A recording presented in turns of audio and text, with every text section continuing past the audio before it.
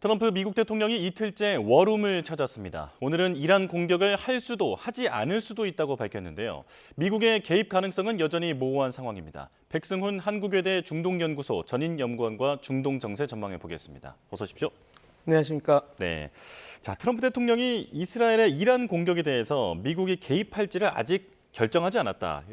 전략적 모호성을 유지하고 있는데 뉘앙스가 이렇게 자주 바뀌는 이유는 뭘까요? 이게 소위 말해서 강압 외교의 핵심입니다. 그러니까 전략적 모호성, 그러니까 공격의 신뢰성은 유지하되 지금 핵 항모를 또 보냈거든요. 그래서 이란을 언제든지 공격할 수 있는 능력은 갖추고 있다라는 것은 확실히 확보하되 신뢰성은 확보하되 언제 어떻게 공격할지에 대해서는 수위를 높이면서 상대방을 압박하는 것이죠. 그래서 어떻게 보면 이것은 그 협상력을 극대화시키기 위한 그 전략이라고 보이는데, 근데 단계가 있습니다. 처음에는 관망, 그 다음에 점진적 강압, 그 다음엔 암묵적 최후 통첩, 그 다음에 최후 통첩이 있습니다. 지금은 암묵적 최후 통첩과 최후 통첩 사이에서 협상을 극대화하고 있는 겁니다. 왜냐하면 최후 통첩은 정확한 기일을 알려주거든요. 이틀 후에 답을 주지 않으면 공격하겠다라고 해서 그 정말 마지막 최후 통첩인데, 트럼프 행정부는 아직 협상도 할 수는 있다. 그러나 거의 이제 그 분이 닫히고 있다라고 지금 카메네이 최고 지도자를 끝까지 지금 압박하고 있는 그 끝단에 있다고 보시면 되겠습니다. 예. 근데 말씀을 들어보니까 강압 외교라 함은 싸우지 않고 성과를 얻어내는 게 목표일 것 같은데 지금 이렇게 강하게 몰아붙이다 보면 오히려 미국 입장에서는 원치 않은 결과가 나올 수도 있을 것 같아요. 그게 핵심입니다.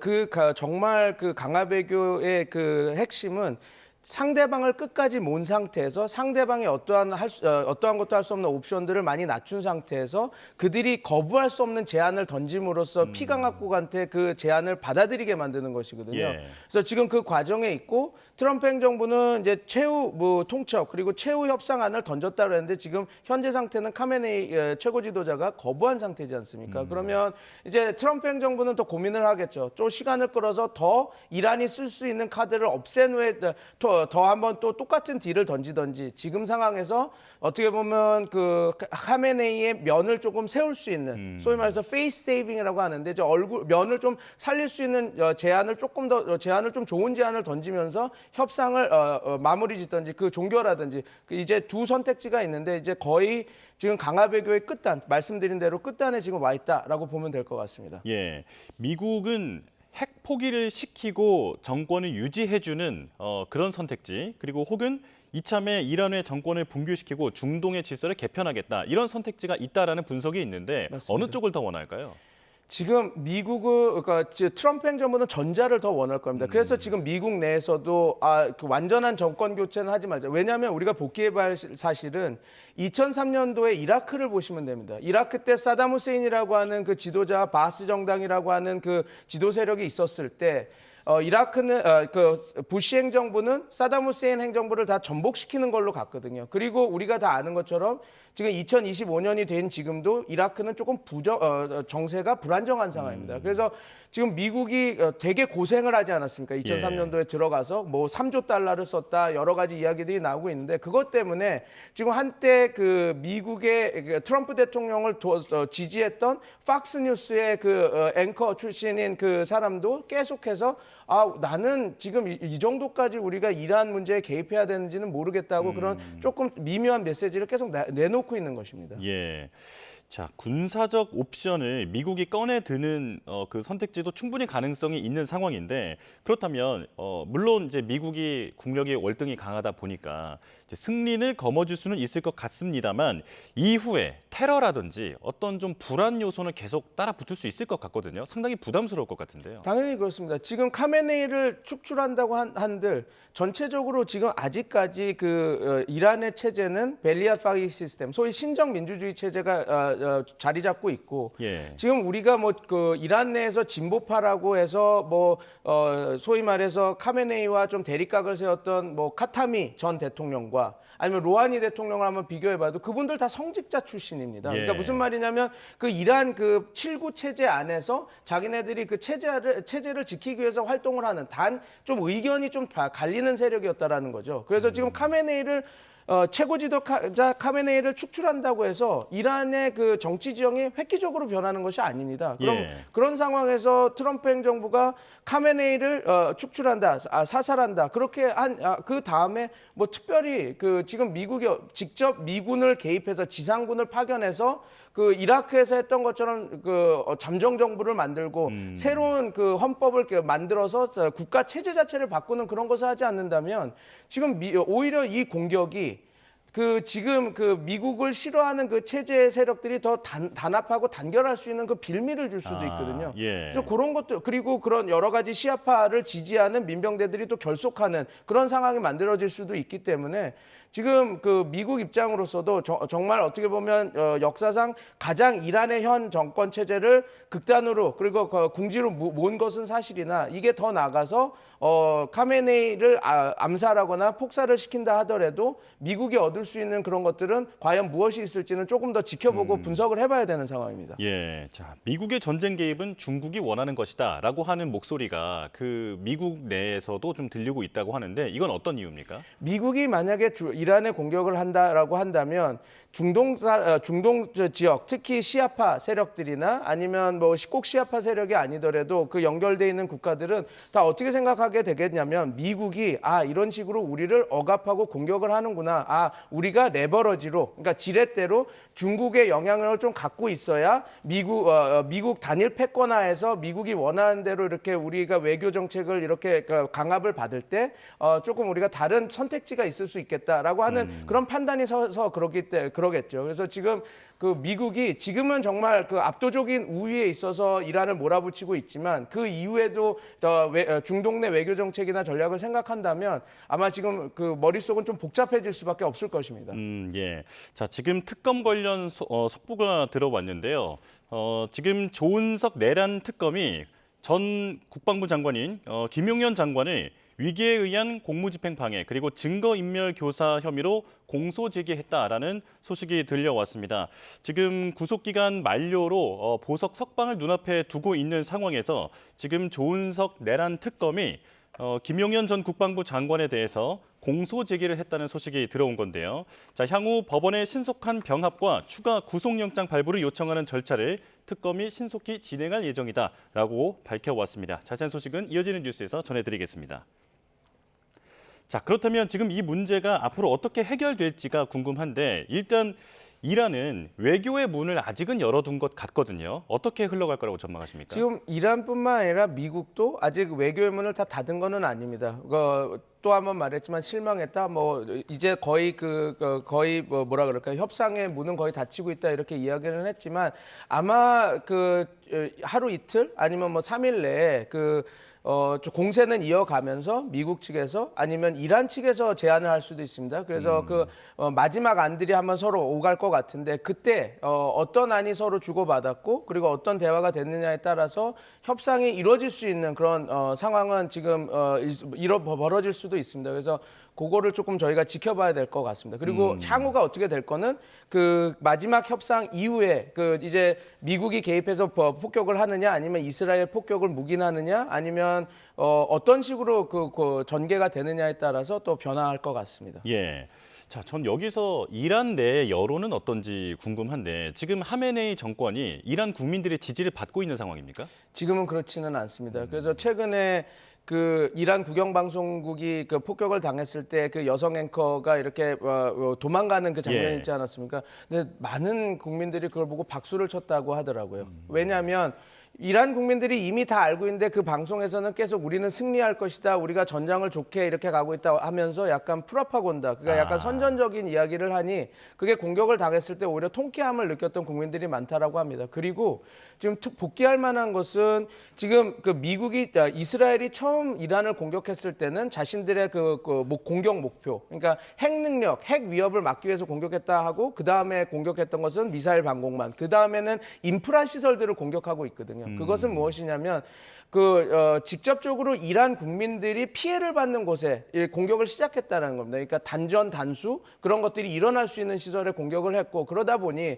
지금 이란 국민들은 그 테헤란에 계속 폭격이 되고 있으니까 지금 테헤란을 떠나서 다 시골로 도망가 있다고 지금 하고 있거든요. 예. 그리고 살고 있는 사람들도 단전, 단수로 인해서 그 삶에 자기 일상에 지장이 되니 이제 서서히 지금 현 정부에 대해서 대책도 없이 이렇게 대립각을 세워서 이 사단을 만든 거에 대해서 불만이 고조되고 있어서 지금은 이란 현 정부가 좋은 상황은 아닙니다.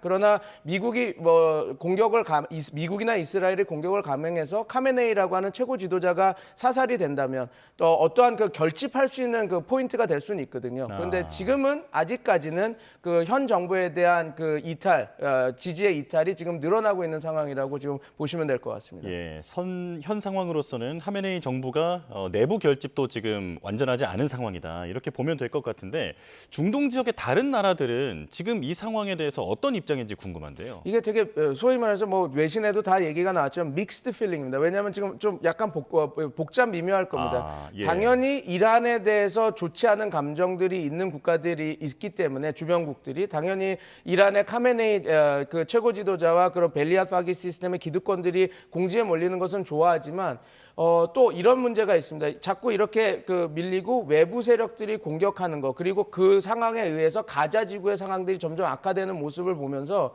이집트에서 지금 조금 미묘하게 다뤄지는 점이 지금 무슬림 형제단들이 지금 부글부글 끓으면서 결집하고 있다 그러거든요.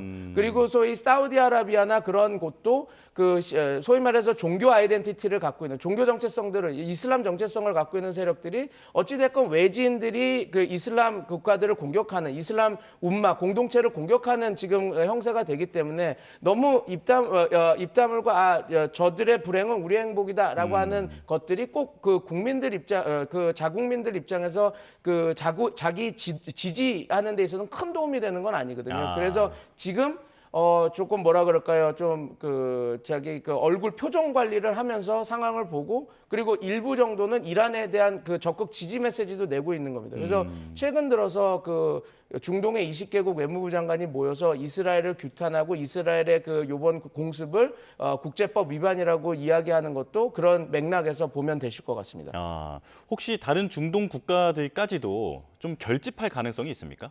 지금 당연히 예멘의 후시라고 하는 그 세력들은 결집을 해서 끝까지 카메네이 최고 지도자의 말대로 네타냐후와 끝까지 항전하겠다라고 밝히고 있지만 그 의지와 실제 가능한 그 능력은 좀 별개라서요. 지금 소위 말해서 이란을 지지했던 저항의 축 세력들의 그 국가들은 지금 어떻게 결집해서 이란을 도와줄 수 있는 그 역량이 현저히 떨어진 상태입니다. 그래서 결집을 한다 하더라도 그 영향력은 그렇게 크지 않을 것이다라고 보시면 될 것 같습니다. 예, 미국의 군사 개입에 있어서 항상 이제 보도에서 나오는 게 벙커버스터라고 하는 폭탄입니다. 이게 지금 이란의 핵심 심장부라고 할 수 있는 게 포르도라는 핵시설인데 이게 지하 수십 미터 아래 묻혀 있다면서요? 80m 아래에 묻혀 있죠. 그렇다면 이 벙커버스터만이 이걸 파괴할 수 있는 겁니까? 맞습니다. 근데 GUB라고 하는 GUB 57이라고 하는 것이 관통탄, 그러니까 가장 벙커버스터 탄이고 가장 깊숙이 들어갈 수 있는 포탄인데요. 이렇게 보시면 됩니다. 이게 60m까지 들어가서 폭발을 할 수 있다고 합니다. 예. 그리고 60m라고 하는 것도 이제 실험을 했을 때 소위 콘크리트 가건물을 해서 뚫고 들어가서 하는 걸 실험했는데 그때 당시 실험할 때 콘크리트의 강도를 그러니까 그걸 인치 제곱 센티미터당 인치 제곱당 파운드로 계산하는데 5,000 psi에서 8,000 psi의 콘크리트 강도로 실험을 해서 60m를 파고 들어갔다고 하는데 보통 이렇게 저희가 상업 건물을 질 때 콘크리트 psi를 13,000에서 18,000까지 강도로 한답니다. 그러니까 보통 우리가 사는 상업 용도 콘크리트는 지금 실험했던 것보다 더 단단하고 그러네요. 그리고 벙커 시설은 더 단단하게 이제 밀도 있게 지었을 텐데 과연 GUB 관통탄이라고 하는 지금 방송에서도 나오고 있는 저 탄이 60m를 파고 들어가는데 벙커라고 하는 것은 더 밀도 있게 만들어낸 시설을 과연 80m 이상 들어가서 깰 수 있느냐 그런 의문사항은 있습니다. 근데 물론 이제 아마 그래서 그런 이야기들을 많이 합니다. 저거를 통해서 오히려 입구를 봉쇄해서 아예 메모를 시키는 작전도 할 수 있다라고 얘기를 해서 지금 이란이 걱정을 안 해야 되는 상황은 아니지만 지금 우리가 이야기하는 것처럼 저 벙커버스터탄이 모든 이란의 핵시설을 형회할 수 있다라고 하는 것은 조금 회의적으로 보는 전문가들이 많습니다. 그렇군요. 자, 마지막으로 지금 이번 사태가 우리나라에 미치는 영향에 대해서도 좀 짚어보겠습니다. 우리나라가 중동에서 수입하는 원유의 대부분을 지금 호르무즈 해협을 통해서 받고 있잖아요. 맞습니다. 이 부분의 봉쇄 가능성까지 올라가고 있는 상황이고, 그리고 최근에 우리 기업들이 중동 쪽에 수출길도 좀 열리면서 지금 성과가 좀 나고 있는 상황인데, 이런 상황이 우리나라에는 어떤 영향을 줄 거라고 보십니까? 지금 말씀해 주신 대로 그 이란이 정말 자기는 더 갈 수 있는 곳이 없다, 할 수 있는 것이 없다라는 판단에 의해서 그냥 정말 카미카제 전술 비슷하게 이제 내가 죽기 전에 그래도 나의 주적에게 어떤 공격을 하겠다라는 생각을 품고 만약에 호르무즈를 막는다든지 아니면 호르무즈 해협에 가는 뭐라 그럴까요? 그 선박들을 공격하는 것을 벌어지면 지금 우리가 걱정하는 사태들이 벌어지겠죠. 그러나 지금 요것들을 보시면 됩니다. 지금 그 말씀하신 대로 해양 석유 물류의 35% 그리고 그 중동에서 가는 석유들의 대다수는 그 호르무즈 해협을 지나가는데 지금 이란을 그나마 가장 지원하고 서포트를 해줄 수 있는 그 국가가 중국입니다. 예. 중국도 중국의 석유를 다 그쪽으로 이렇게 받기 때문에 호르무즈 해협을 막는다라는 것은 거의 그 자살 행위와 같은 비슷한 일이거든요. 이란 입장에서. 그래서 아직까지는 그 가능성을 너무 높게 보지 않고 바라볼 필요가 있는데 만약에 막힌다고 한다면 이런 일이 벌어지겠죠. 지금 뭐 여러 가지 JP 모간이나 골드만삭스에서 얘기한 것처럼 달러당 배럴 석유 가격이 딱 160달러 한 배럴당 160달러로 거의 지금의 2.3배 정도 올라갈 확률이 있고 그러면 당연히 우리한 경제에 큰 영향을 미칠 겁니다. 그리고 만약에 후시 반군을 이용해서 아덴만이나 호르무즈 해협을 가는 걸 막는다고 한다면 그 보험료라든지 이런 것들이 올라가서 문제가 될 수 있죠. 그렇기 때문에 그런 문제가 있는데 아직까지는 조금 더 상황을 지켜봐야 됩니다. 왜냐하면 그런 상황이 되는 것은 지금 말씀드린 대로 정말 이란이 최후의 방법으로 쓸 거기 때문에 그렇습니다. 네, 알겠습니다. 여기까지 말씀 듣겠습니다. 백승훈 한국외대 중동연구소 전임 연구원과 함께했습니다. 고맙습니다. 감사합니다.